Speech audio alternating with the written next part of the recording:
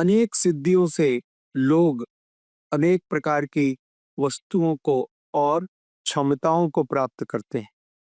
This is explained further in yoga system. और सभी प्रकार के योग में से जड़ योग भी एक प्रकार का योग है। जड़ जड़ का मतलब होता है निर्जीव, नॉन लिविंग।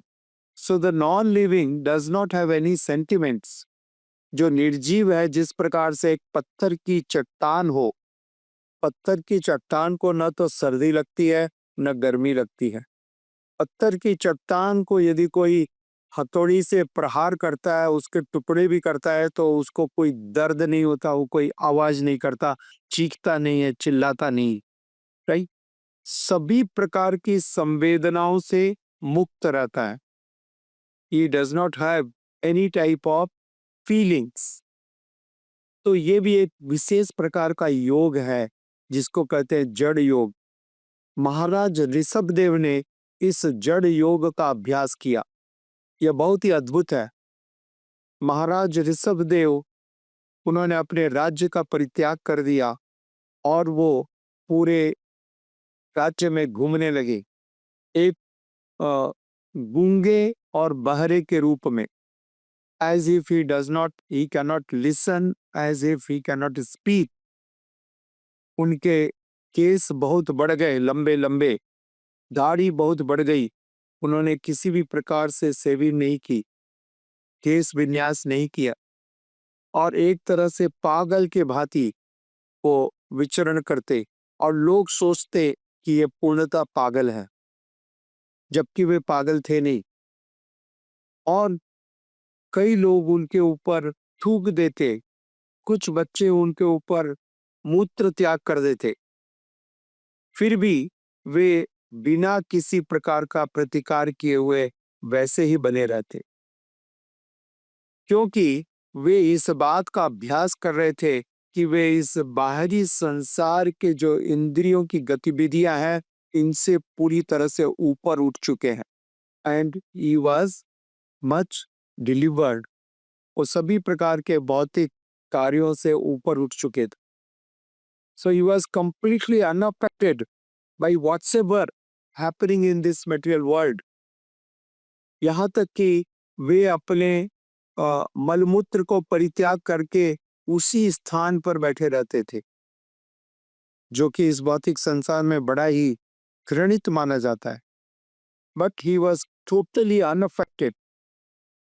और तब एक विशेष घटना का कृष्ण कृपा मूर्ति श्रील A.C. भक्तिवेदांत स्वामी प्रभुपाद जी वर्णन करते हैं। महाराज ऋषभदेव का जो मल था, वे जब मल परित्याग करते थे तो उस मल से सुगंध आती थी। It was very fragrant, it was very fragrant. और इतनी सुगंध आती थी कि दूर दूर तक के प्रदेश में सुगंध फैल जाती थी। तो इससे मालूम पड़ता है कि he was not a ordinary materialistic person. तो किसी भी व्यक्ति को, जैसे कलयुग में होता है, लोग नकल करते हैं, नकल करके उसको अपने आप के लिए बहुत ही क्रेडिट पाना चाहते। पीपुल इमिटेट, सो पीपुल स्टार्टेड इमिटेटिंग महाराज ऋषभदेव आल्सो। और ऋषभदेव जी की नकल करके इस प्रकार का वो जड़ योग का लोगों को, अपने आप को एक जड़ योगी के रूप में प्रसिद्ध करना चाहते थे, और इस कारण से वो नाना प्रकार के कार्यक्रम करने लगे। परंतु वास्तविक रूप से प्रभुपाद जी ने लिखा, जब तक वास्तविक रूप से योग्य न हो, इस प्रकार का ढोंग नहीं करना चाहिए। और योग्यता कब मालूम पड़ती है कि महाराज ऋषभदेव जी का जो मल था, उससे इतनी सुगंध निकलती थी, इट वॉज सो फ्रेग्रेंट। उससे मालूम पड़ता है उनकी दिव्यता। ये कोई साधारण घटना नहीं है। He is not an ordinary person. ठीक है। तो वास्तविक रूप से ये जो जड़ योग का उन्होंने अभ्यास किया, इस योग का मूल, the root purpose of this yoga is to detach totally from the material sense enjoyment, have complete total control over his senses. अपनी इंद्रियों के ऊपर पूरा पूरा नियंत्रण हो, इंद्रियां पूरी तरह से नियंत्रित हो, मन पूरी तरह से नियंत्रित हो और हर परिस्थिति में वे भगवान के दिव्य ध्यान में निमग्न रहते थे।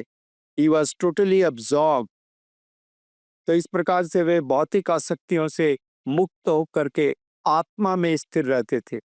आखिरी दिनों में महाराज ऋषभदेव ने इसी प्रकार से संवेदनाहीन होकर के मूक और बधिर शारीरिक असुविधाओं से पूर्णतः निवृत्त हो गए थे।